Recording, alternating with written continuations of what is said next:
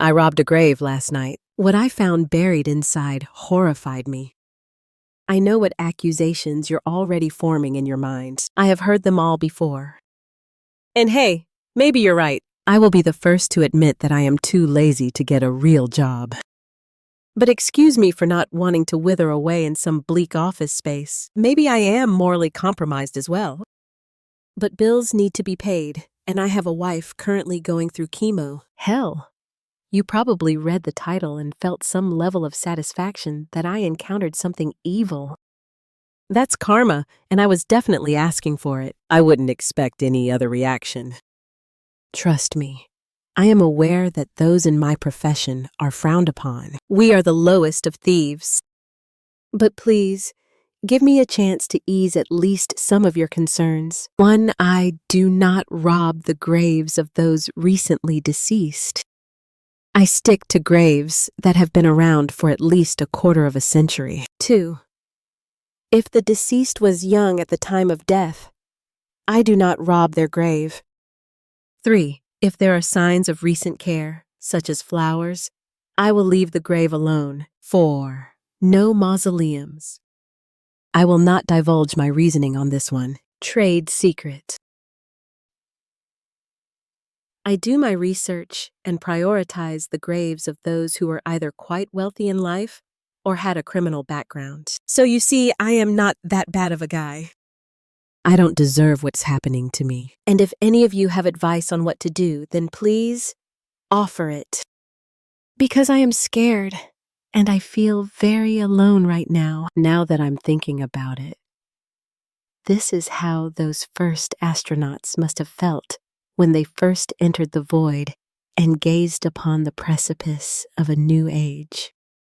Like those who never made it back, I now know the price of that knowledge. Christ, I am rambling.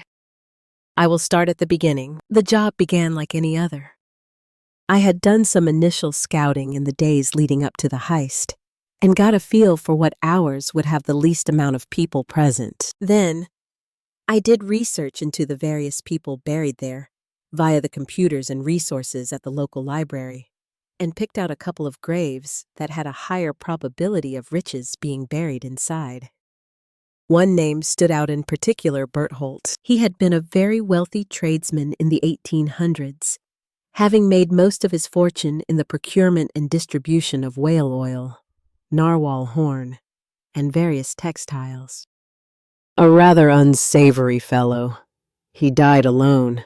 His only real heir, a niece that wanted nothing to do with him, and donated all his wealth and belongings to the church. I would have left the story there had I not caught a snippet from a local historian's journals, which spoke of an artifact the church wasn't comfortable with keeping or selling, so they had it buried with Berthold. I didn't know what the artifact was. The journal didn't specify, but stay in the business long enough and you develop a radar for massive scores. Mine was positively beeping. Fueled by the possibility of a huge payday, I rose from the seat, gathered my bags, and headed out of the library. Since Hillview Cemetery is roughly 3 hours away from home, I decided to get a motel for the night. Once I had gotten settled, I contacted the wife, told her about how well the business trip was going, and gave her my love. Then I ripped off my shirt and fell asleep. My alarm woke me at 2 a.m. Showtime. I pulled my hair back into a bun and pulled a beanie down tight over it. Then I grabbed my shirt, zipped up my jacket, and double-checked my gear. Everything was all set. The roads were fairly empty at this hour. I saw a few semis rumbling past on the back roads, and even a police cruiser with its lights off at the local park. From my seat, it looked like the officer was taking a nap. I didn't blame him. I had chosen well. These sorts of towns are a dime a dozen out here. Sleepy little places with populations primarily over the age of 40, with less than 20,000 people. Ideal for robbery, less so for fun. I lowered my windows when I was out of the city proper and played the radio softly, just for some company. The cemetery was still a few miles away. The moon was out, casting its ruddy light on both the dry road ahead of me and the fields which extended to all sides on a seemingly infinite plain.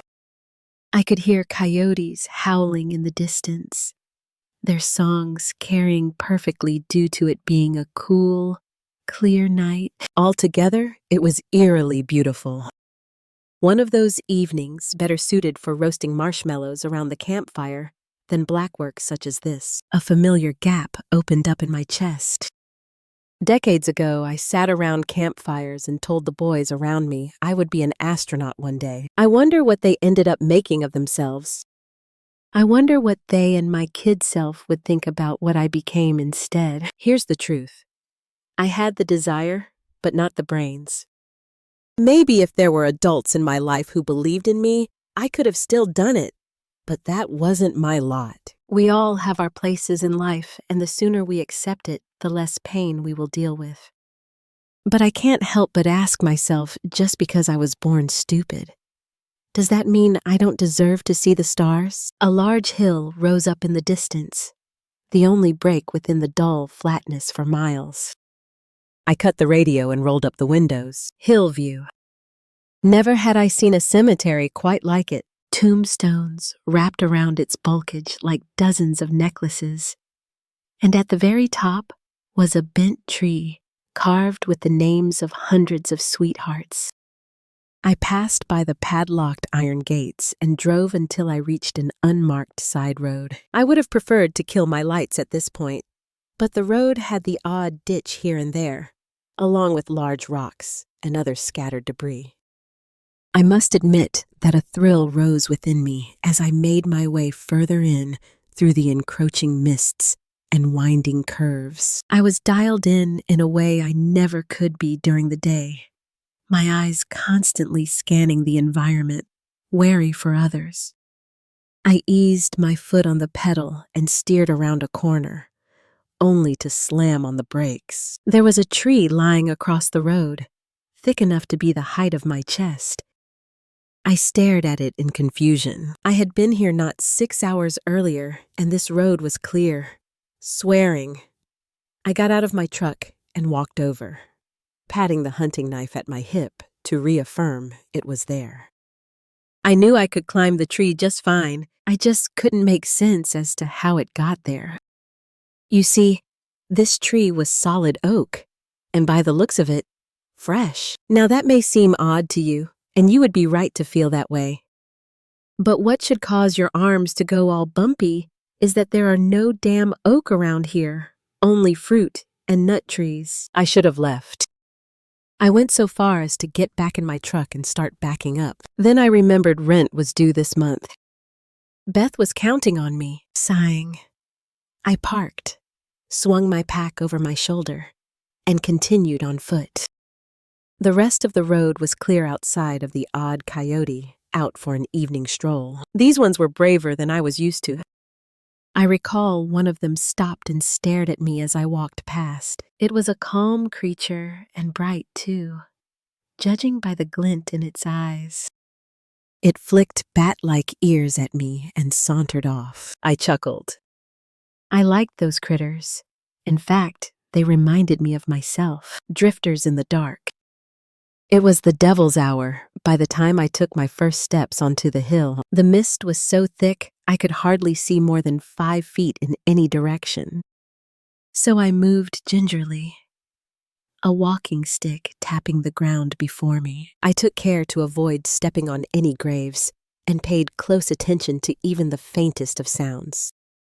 Maybe it was my imagination, but there were moments where I thought I heard people whispering nearby, almost as if there were a party of guests waiting to surprise me at my home as they watched from the shadows. After a few wrong turns, I eventually arrived at the walkway which circled the hill. It was wet, and there were steps missing in places. But if I followed it, I would arrive at Bertholdt's grave, which was on the hill's western side, about half the way up. I only took about a dozen steps before I heard someone scream in the night. I quickly crouched low and dimmed the lamp which hung at my side. I was beginning to think the scream had been a mere figment of a tired mind when I heard it once more. By God, The way it pierced the stillness. The coyotes began to laugh and screech from their homes, and the moon herself hid behind the clouds. I waited for so long, I seemed to become part of the hill itself, but whoever or whatever it was seemed to have made their point, because I didn't hear another scream. I glanced at my watch and saw that it wouldn't be long till the sun rose. Thankfully, the hill wasn't that big. I made it to Berthold's grave quicker than I thought I would, though I was huffing and puffing. It was in a space all on its own, the grass around it wet with dew, almost exactly the way I left it. Had there not been signs of an animal nearby, I kicked aside the string of bird skulls it left behind onto a pile of loose dirt near the bench, which had Berthold's name on it, and set to work with the shovel. My first grave robbery didn't involve any digging. However, it did involve the first and only time I ever broke one of my rules. The night it happened, I had been in the graveyard mourning the anniversary of my mother's death with Mr. Daniels by my side. He helped me lose track of time, and when I was finally roused from my drunkenness, I realized I was lying like a baby near my mother's gravestone through sheer luck, or maybe fate. I was perfectly angled to see a grave that someone recently left gifts at. Curious, I wandered over and to my shock, saw that they left a golden necklace with a golden Jesus hanging from it next to some flowers. It didn't take much for me to steal it. I simply leaned down and stuffed it into my pocket. I remembered the fear I felt in my belly. The way I walked with my head down to my bicycle. I sold it at a pawn shop for a few thousand and bought groceries, half a year's rent, and a brand new dress for Beth.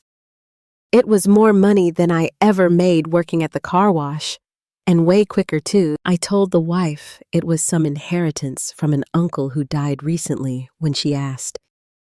I know she didn't believe me, but we were desperate and couldn't afford to ask questions. So I continued to receive monthly deposits from my uncle's estate, and every time I did, I felt a bit less fear. Not without cost, though. Remember that, folks? Nothing is free. Every time I felt the fear leave, I felt some of the love go with it. Eventually, I couldn't look at people on the street directly anymore. I couldn't stand to be near them. My shovel struck wood and left a dent. Shit, I whispered. I tossed the shovel to the side and wiped sweat from my brow. Faintly in the distance, I could see the edges of the sky beginning to pale and figured it wouldn't be too long until the old folks started trickling in. I wiped the dirt free until I could see the gilded mahogany of the coffin. There, written faintly across the front, was the name Berthold, along with a warning in Latin I would only decipher all too late. Mortui vivos docent.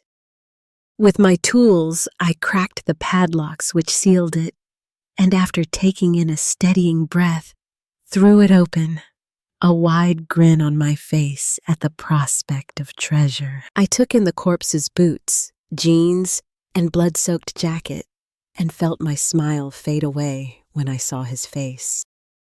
For it was not Berthold lying there, it was hardly a corpse. The person lying in Berthold's coffin was me. I stumbled back, rubbing at my eyes and desperately hoping this was all a trick. But the truth was plain as the sunlight which slowly burned through the mist. I was in the coffin. That was my wedding ring. That was my shovel and lantern held in the corpse's arms like a pharaoh's crook and flail. And those were my eyes, now open and staring at me. I willed myself to climb out of that hole, but the creature wearing my face froze me with its stare. I could only watch as it slowly sat up, its eyes never leaving mine. Bright red blood steadily poured down its mouth, drenching its clothes like it had been dunked in an ocean of the foul liquid. Then it screamed. The sound came out more like a gurgle than a pure screech, and I don't know if it was the strength of the creature's cry, or some latent force within me that forced me up and out of there. But next thing I knew, I was crawling out and running away, my gear left behind. I half ran, half rolled down the hill. The screams intensified behind me, shaking the very earth from their force. There was such hurt and pain in its voice, and I knew I never wanted to be within its reach. So I sprinted like never before, my mind on nothing else but what was ahead of me. I heard its feet slapping the ground behind, and felt it constantly getting closer as I weaved between tombstones. But eventually, I think I lost it in the orchards. My teeth were chattering, and arms and legs shaking violently as I sped away. I kept glancing in the rear view, thinking I would see my dead copy racing towards me at supernatural speeds. But there was nothing but empty road. In my studies, I have read about ghouls and grimms and other mythical creatures. And in this profession, it is not uncommon to hear stories about encounters with the unknown.